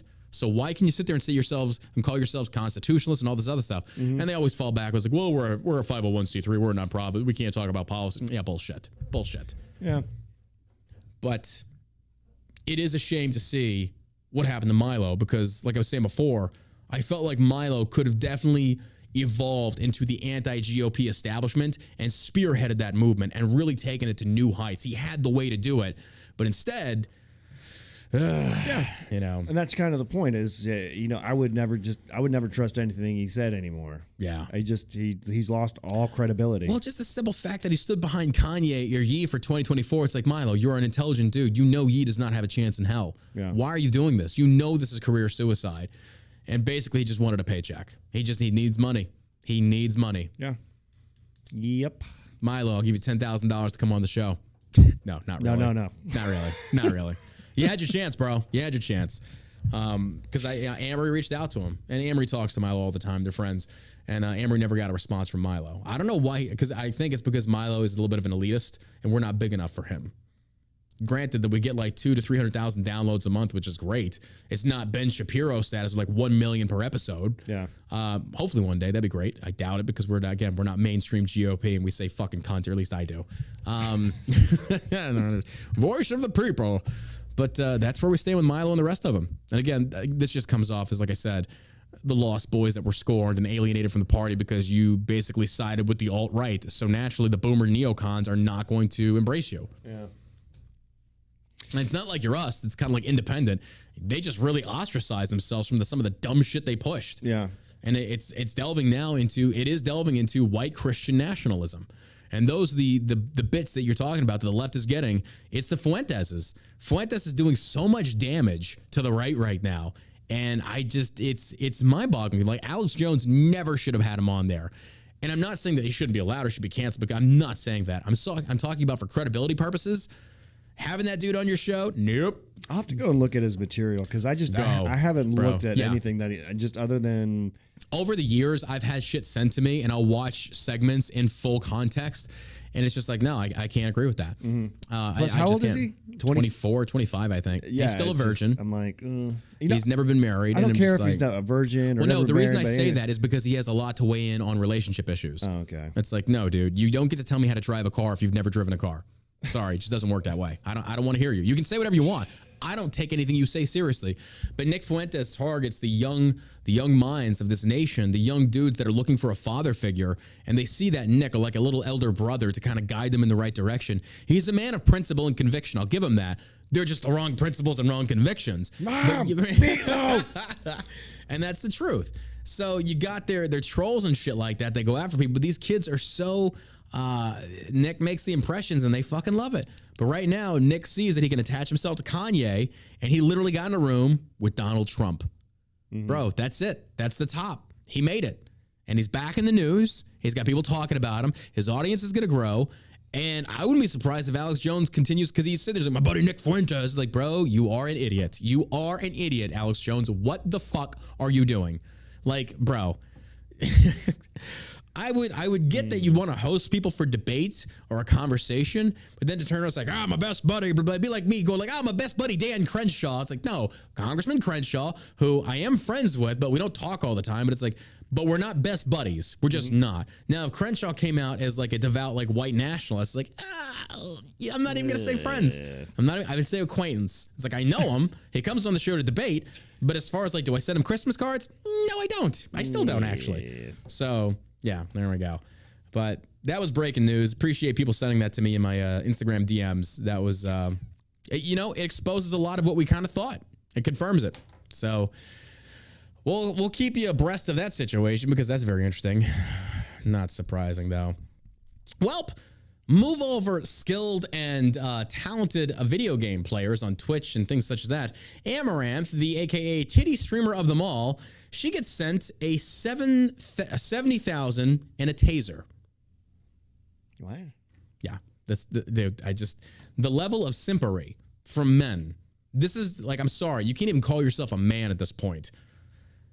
Twitch streamer Amouranth, who got big because of her hot tub streams that became a thing on Twitch, basically showcasing her tits and her ass.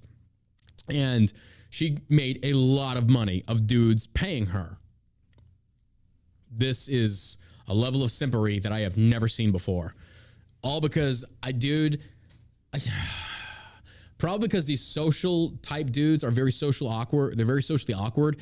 They probably never touched a vagina. They've never been around very attractive women.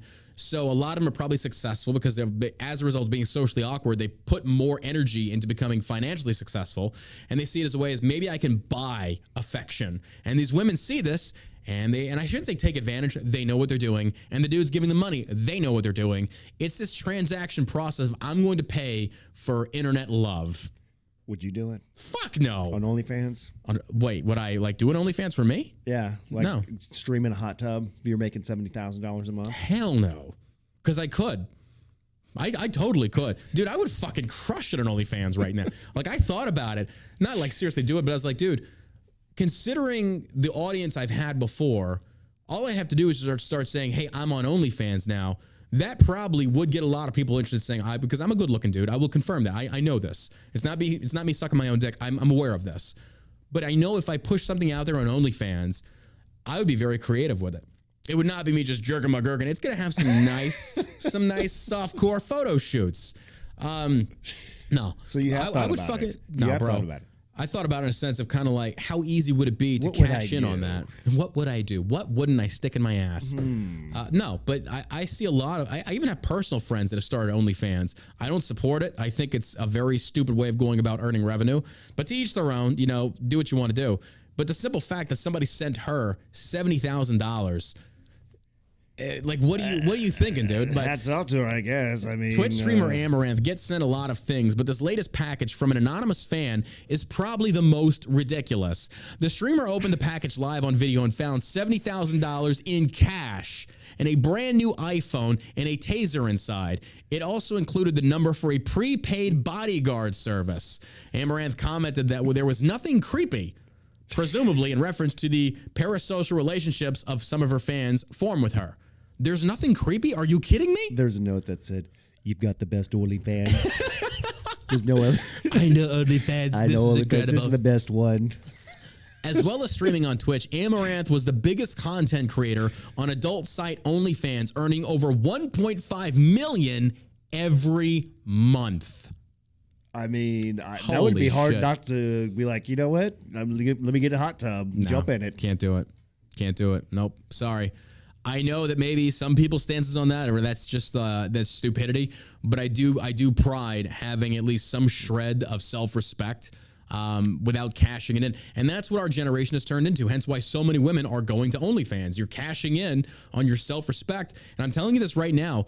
You might find a dude that could supposedly be okay with that, but he's not much of a man, in my opinion. That if you would allow your woman to do something like that, or a woman would allow her man to do something like that, it is beyond me. It is beyond me.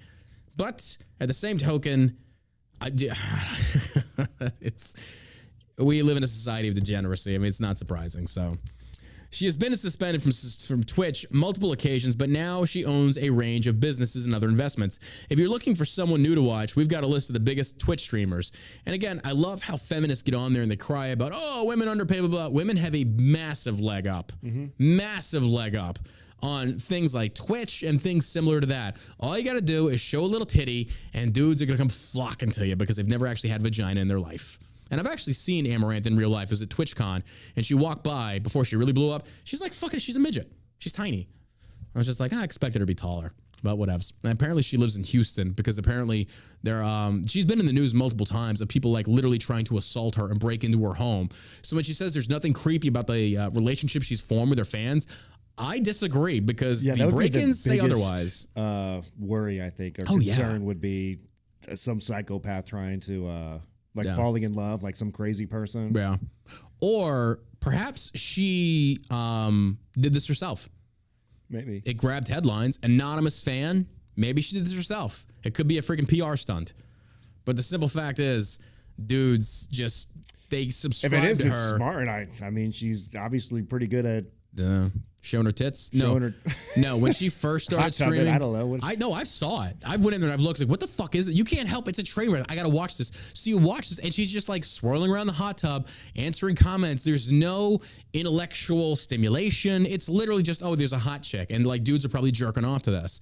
There's a difference in somebody like bringing in some really cool. I would subscribe. I've subscribed to streamers like Rob Noor and people like this that are very intelligent. They bring some unique perspectives. I've subscribed to Destiny before. It's like I don't agree with a lot of what this guy has to say, but he is intelligent. He offers a difference of opinion that does get me thinking, and I like that. Yeah. But that's where I think society divides itself. It's from people that want to expand their minds, understand different perspectives, all these things, versus those who just want to have their dick stimulated. So I think basically thoughts like Amouranth, hey, good business move, solid tactician, but I just think you're a piece of shit. That's just my thoughts. Yeah. No pun intended. You know what really grinds my gears? Really grinds my You know what really grinds my gears? Oh, my God. All right, last article of the day. Man arrested for assault after egg throwing at King Charles III. King Charles. King Charles. An egg was hurled at His Highness this morning, and the person has been since arrested and thrown to the Tower of London. How old is he now? Like in his mid-70s? Yeah, he's up. I think I want to say 80. He was king for 6 months. And he got egged. A man was arrested Tuesday after an egg was thrown at new monarch Charles III while on a walkabout meeting members of the public in an English town. An egg was seen flying towards King Charles III on Tuesday, but missed the monarch, who was out meeting members of the public while visiting the town of Luton for a day of engagements. The king was moved away from the site by his bodyguard, but characteristically for Charles, he continued with his tour, meeting the public outside the town despite the incident, the AP said. Engagements for the day for the king included a visit to a local railway station and a Sikh temple, Gurdwara, where the king met local Sikh leaders, removed his shoes as he entered and placed his hands together in a sign of Namaste, the Daily Mail reports. Local police said a man in his 20s had been arrested on suspicion of common assault and was being questioned. The egg throwing is the second such incident in a month for the new king, who, as well as being monarch of the United Kingdom, also serves the role of a roster of world nation, including Canada, Australia, Papua New Guinea, and New Zealand. As Breitbart reported on November 9th, a protester threw 4 eggs at the king while he was on a walkabout in the city of York, all of which were misses. Maybe the king's just a big fan of eggs, and the people know that. Like, I don't know. Yeah. Nope. The peasantry is throwing eggs, I say. They do not like him. They don't like a walk. So they loved his mother, though. They did. The 23-year-old male was arrested, who then was later released on bail. The egg thrower of that incident was subsequently identified as a longtime left-wing activist who had previously stood for the election for the Green Party and had been arrested with the Extinction Rebellion protest group in the past. Whether today's egg throwing was also the work of a professional malcontent like November's is yet to be seen. Okay. Outside of the Diana fiasco, Princess Diana, why do people not like him? I'm not being facetious. That's not rhetorical. I'm genuinely curious. I think that's pretty much it. Was that pretty much it? Yeah. And I can see why that's enough, because Diana was the Prince of Hearts or Princess of Hearts. And people loved her. She was killed. And she was murdered. Yeah. So there's that. Yeah. I mean, I guess that could be enough to where even newer generations hold massive resentment towards him. Because, a lot of that stuff dies off over time. And what has he really done? It's a good question. Well, I mean, he doesn't really have much power. When people actually think about it, it's Parliament. Well, if you look Parliament serves as their version of our Congress. Well, Queen Elizabeth, when she was younger, she was very active in like philanthropic projects. Yeah. So I don't know that he's the same. Yeah. I mean, obviously his brother Andrew is a pedophile. So get some. That dude, like he clammed up real quick. Oh dear. Oh dare I say, Andrew, I would just stop trying to, sniff the kids and pull a Biden. It's disgusting, I say. My best friend Jeffrey got murdered. All right, folks, that does it for today's episode of the All American Savage Show podcast. Hey, do me a favor. That Locals button, go tap it. If you want to support the show financially, $5 a month, go over to Locals. It helps us out a lot. They're doing a lot to basically support the show as well. And we can't thank them enough for that. If we want to grow this audience, help us out. Support the show on Locals. The $50 subscriber, I forget your name, but thank you so much. I saw it come across my feed. Big thank you for everybody supporting from $4.99 to $9.99, whatever it is you want to do. We thank you. Thank you from the bottom of our hearts. So if you can't buy Shell Shock products and you want to show your love and support for the fun content that Josh and I produce every day, Monday through Friday, 9 a.m. or 12 p.m. CST, go over to Locals. It's $4, $5. You can't beat that. And they do a damn good job over there. Yeah. So without anything being left out, I think, again, don't forget code JOLLY on Shell Shock CBD. Code JOLLY, and you'll get one of these amazing gorgeous koozies. Yeah. And some wonderful products. Amazing products. That's just for the month of December. Code JOLLY. 25% off of all sample packets. The sample gummies. Packs and the hoodies. The hoodies. Yep. Can't beat that. So, okay. We will see you here bright and early tomorrow afternoonish, right here on the All American Savage Show podcast. You got anything to add, my man? Yeah, you guys have a great day. And as always, stop throwing eggs at the king.